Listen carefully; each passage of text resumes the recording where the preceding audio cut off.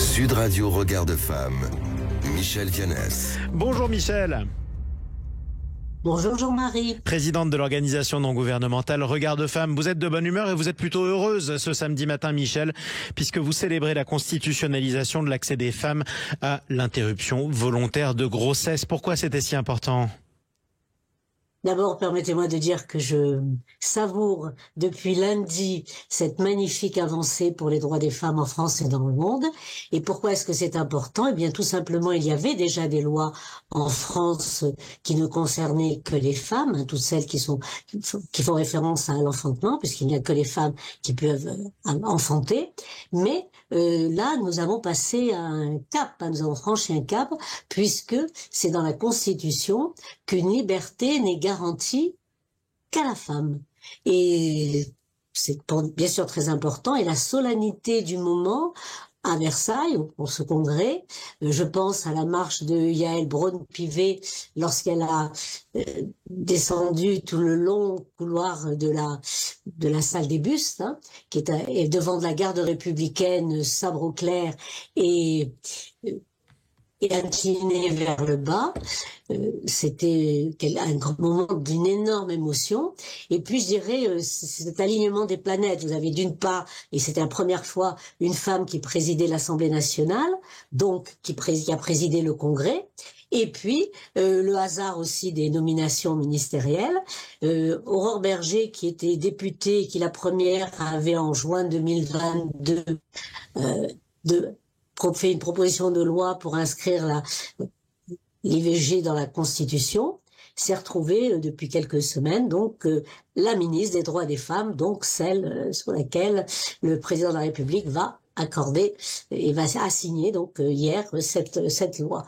Et là, je pense que, bien sûr, je pense à toutes les héroïnes et tous les héros qui ont permis cette avancée.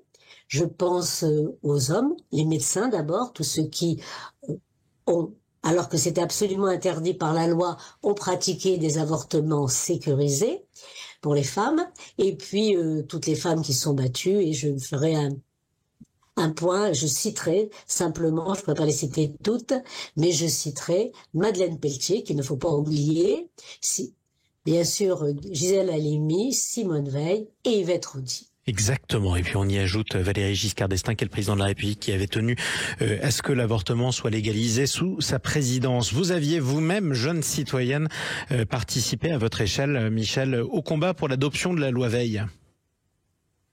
Oui, bien sûr, comme toutes les femmes de ma génération, nous sommes descendues dans la rue, nous avons manifesté, et il se trouvait que j'étais enceinte de mon premier enfant, et une grossesse désirée. Et donc, c'est bien la différence entre décider de sa grossesse et la subir.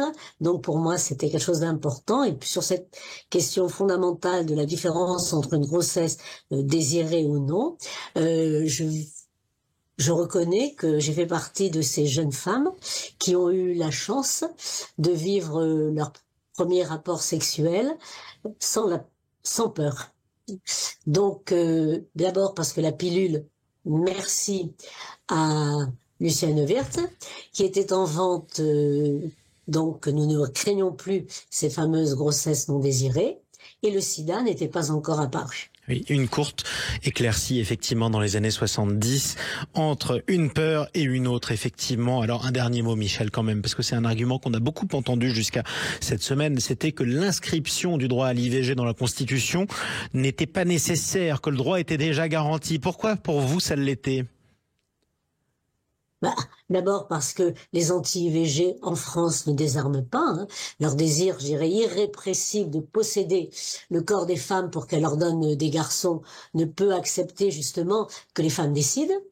Et le 4 mars, d'ailleurs, ils étaient eux aussi à Versailles pour prier. On ne sait pas pour qui, mais par contre, on ne les entend jamais prier pour les femmes qui meurent d'un avortement non sécurisé. Et vous savez très bien, j'ai eu l'occasion de le dire plusieurs fois déjà sur cette antenne, une femme dans le monde meurt toutes les 9 minutes d'un avortement non sécurisé.